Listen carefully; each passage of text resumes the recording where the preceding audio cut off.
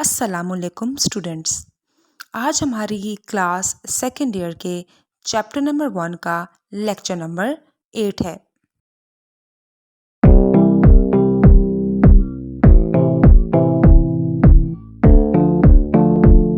Chapter number 8 है हमारा getting started with C, और इसका टॉपिक जो आज हम लोगों ने कवर करना है वो है एग्जीक्यूटिंग अ सी प्रोग्राम। अगर आपको याद हो तो पिछले टॉपिक्स में हम लोगों ने सी लैंग्वेज के प्रोग्राम को बड़े अच्छे तरीके से डिस्कस किया था कि हम किस तरीके से उसे प्रोग्राम को लिखते हैं, उसके बाद हम उसमें एडिटिंग कर सकते हैं, फिर हम उसे सेव करते हैं, फिर हम अपने प्रोग्राम को कंपाइल कर सकते हैं, और उसके बाद कंपाइल के प्रोसेस के बाद वो लिंकर के प्रोसेस से कैसे गुजरता है। लिंकर के बाद जो सबसे अहम प्रोसेस आता है वो आता है एग्जीक्यूशन का, यानी कि एग्जीक्यूटिंग अ सी प्रोग्राम।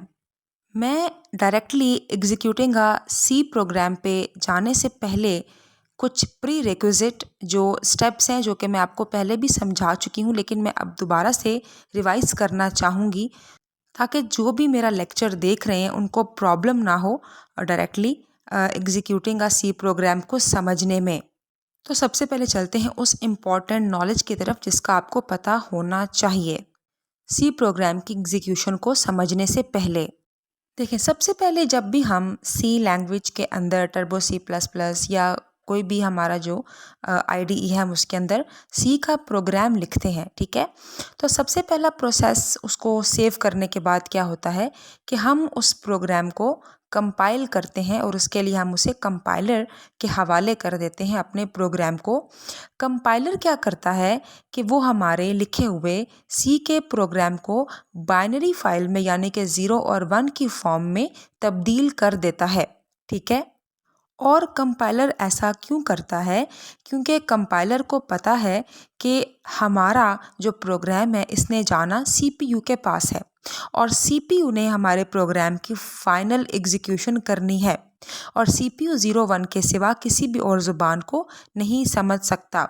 इसलिए कंपाइलर का जो सॉफ्टवेयर है, ठीक है, ये हमारे सी लैंग्वेज के लिखे हुए प्रोग्राम को 01 की फॉर्म में तब्दील कर देता है।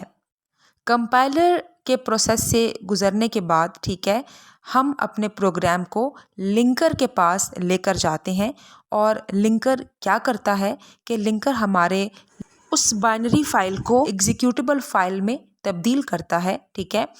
और एग्जीक्यूटेबल फाइल में तब्दील करने के साथ वो क्या करता है कि हमारे ऑब्जेक्ट फाइल के साथ वो लाइब्रेरी फाइल्स के कोड को भी अटैच कर देता है। यानी जो लाइब्रेरी फाइल्स हमने अपने प्रोग्राम में मेंशन की हैं, लिखी हैं, ठीक है, उनके फंक्शंस को या उसके कोड को हमने यूज़ किया है, वो उन्हीं लाइब्रेरी फाइल्स के ओरिजिनल कोड को हमारे प्रोग्राम की ऑब्जेक्ट फाइल के साथ अटैच करके एक एग्जीक्यूटेबल फाइल को तैयार कर देता है। इसके बाद आता है काम लोडर का। लोडर भी हमारे आईडीई का हिस्सा होता है। ये एक ऐसा सॉफ्टवेयर है जो कि हमारे एग्जीक्यूटेबल फाइल को रैम में लोड कर देता है, ठीक है। देखें, जब तक हमारी सी लैंग्वेज की जो फाइल हमने बनाई है, जब तक वो एग्जीक्यूटेबल फाइल में तब्दील हो जाती है, जब प्रॉपर एग्जीक्यूटेबल फाइल तैयार हो जाती है, ठीक है, फिर उसका रैम में ओपन होना बहुत ज़रूरी होता है, क्योंकि सीपीयू हमारी उस एग्जीक्यूटेबल फाइल को रैम से ही एक्सेस कर सकता है। तो उस फाइल को रैम में खोलने के लिए जो है लोडर इस्तेमाल होता है। लोडर उस फाइल को पिक करता है और रैम में ओपन कर देता है, लोड कर देता है, ताकि सीपीयू उस फाइल को रैम से एक्सेस कर सके और उसकी जो एग्जीक्यूटेबल फाइल है उसकी इंस्ट्रक्शंस पर अमल करके हमें उसका आउटपुट दे सके। तो ये काम करता है लोडर। यहाँ तक आपको मुझे उम्मीद है कंपाइलर, लिंकर और लोडर, इन तीनों सॉफ्टवेयर्स की, जो कि हमारे टर्बो सी प्लस प्लस के आईडीई का हिस्सा हैं, ठीक है, इनकी समझ आ गई होगी कि ये हमारे सी लैंग्वेज के लिखे हुए प्रोग्राम के साथ स्टेप बाय स्टेप क्या ऑपरेशन परफॉर्म करते हैं और उसे सीपीयू तक पहुंचाते हैं, ताकि हमें सीपीयू से हमारे प्रोग्राम का सॉल्यूशन मिल सके। अब ये काम करने के लिए कंट्रोल प्लस F9 की को भी प्रेस किया जा सकता है और उसके अलावा मेन्यू बार में रन के ऑप्शन पे क्लिक करके और उसकी जो नीचे विंडो खुलती है, ठीक है, यानी मेन्यू बार में रन के ऑप्शन पे क्लिक करके जो ड्रॉप डाउन नीचे विंडो खुलती है उसमें अगर रन के ऑप्शन पे जो है वो क्लिक किया जाए तो भी हम अपने प्रोग्राम को लोडिंग के प्रोसेस से गुजार सकते हैं और हमारा जो प्रोग्राम है वो लोडर उसे रैम में ओपन कर सकता है। तो चलिए अब इस तमाम प्रोसेस का प्रैक्टिकल परफॉर्म करके देखते हैं। तो चलिए अब हम देखते हैं कि लोडर किस तरीके से हमारी एग्जीक्यूटेबल फाइल को रैम में लोड करता है या मेमोरी में लेकर आता है ताकि प्रोसेसर उसे मज़ीद एग्जीक्यूशन के लिए, ठीक है, एक्सेस कर सके, हासिल कर सके। तो सबसे पहले ये हमारा टर्बो C++ का IDE है। हम इसे ओपन करेंगे। चूँकि हमारी बुक में टर्बो C++ मेंशन्ड है इसलिए हम लोगों ने टर्बो C++ का IDE ही ओपन किया है। अब इसके अंदर ये हमारे सामने स्क्रीन है, ठीक है, और सपोज़ हमने ये प्रोग्राम लिखा है जो कि हेलो वर्ल्ड को प्रिंट करवाएगा। अब इस प्रोग्राम को लिखने के बाद हम इसे रन करने के लिए मेन्यू बार में कंपाइल के ऑप्शन पे जाएंगे और फिर जो ये ड्रॉप डाउन लिस्ट है इसमें कंपाइल के बटन पे या फिर मतलब कंपाइल के ऑप्शन पे या फिर Alt + F9 कीबोर्ड से प्रेस करेंगे। तो इससे क्या होगा कि हमारा प्रोग्राम जो है कंपाइल हो जाएगा और उसके बाद हमारे सामने ये विंडो आएगी जो हमें ये बताएगी कि हमारे प्रोग्राम में कोई गलती है या नहीं। तो यहाँ पे अभी 0 वार्निंग्स और 0 एरर्स शो हो रहे हैं, मतलब हमारे प्रोग्राम में कोई भी गलती नहीं है।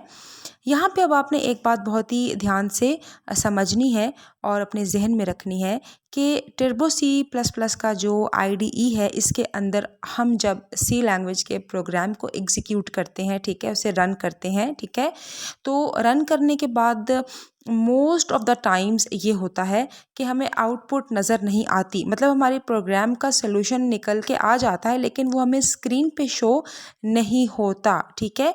तो ये टर्बो C++ के IDE के अंदर बहुत दफ़ा यानी कि मोस्टली ये चीज़ होती है। तो इससे आपने घबराना नहीं है, परेशान नहीं होना, बल्कि इसके लिए हमें टर्बो C++ ने ऑप्शन दिया हुआ है। अगर हम देखना चाहते हैं सॉल्यूशन को परमानेंटली तो उसका भी सॉल्यूशन है जो कि मैं आपको थोड़ी देर में बताऊंगी। लेकिन यहाँ तक आपके सामने जो रन करने का प्रोसेस है और हमारी एग्जीक्यूटेबल फाइल के जो है वो रैम में आने का प्रोसेस है जो कि लोडर परफॉर्म करता है, आपको समझ आ चुका होगा। लेकिन यहाँ पे अब हमारे लिए एक और पॉइंट जो कि बहुत ही अहम है, इसे समझना बहुत ज़रूरी है और वो है कंपाइल और रन में डिफरेंस। अगर ये डिफरेंस आज आप लोग यहीं समझ लेंगे तो आगे चल के कंपाइल टाइम एरर्स में और उसके अलावा रन टाइम एरर्स में आप डिफरेंस कर सकेंगे और आपको बड़े अच्छे तरीके से इस टॉपिक की समझ आ जाएगी, ठीक है। देखिए, जब हम C लैंग्वेज के अंदर प्रोग्राम को लिखते हैं, ठीक है, तो हम उसे कंपाइल जब करते हैं तो कंपाइल का क्या मतलब है कि कंपाइल करने से हमारा जो प्रोग्राम है वो ऑब्जेक्ट फाइल में यानी कि 0 और 1 की फॉर्म में तब्दील हो जाता है ताकि उसे CPU समझ सके, ठीक है, और CPU उसे एग्जीक्यूट कर सके। और उसके लिए हमें बड़े अच्छे तरीके से पता है कि मेन्यू बार में कंपाइल के ऑप्शन पे क्लिक करने से जो ड्रॉप डाउन लिस्ट खुलती है उसमें कंपाइल के ऑप्शन पे क्लिक करने से या फिर Alt + F9 की के प्रेस करने से हमारा प्रोग्राम कंपाइल हो जाता है, वो ऑब्जेक्ट फाइल में तब्दील हो जाता है। इसके बाद जब हम लिंकर के पास जाते हैं तो वो उसी ऑब्जेक्ट फ़ाइल के साथ लाइब्रेरी फ़ाइल्स को, जो एडिशनल फ़ाइल्स होती हैं प्रोग्राम में एडिड, वो उनके जो ओरिजिनल कोड है उनको ऑब्जेक्ट फ़ाइल के साथ अटैच कर देता है। और जब एक मुकम्मल एग्जीक्यूटेबल फ़ाइल तैयार कर देता है और वो फ़ाइल जो है वो लोडर के ज़रिए रैम में पहुंचा दी जाती है, फिर उसे CPU ईज़िली एक्सेस कर सकता है और CPU उसे तब एक्सेस करता है जब हम रन कमांड को यूज़ करते हैं।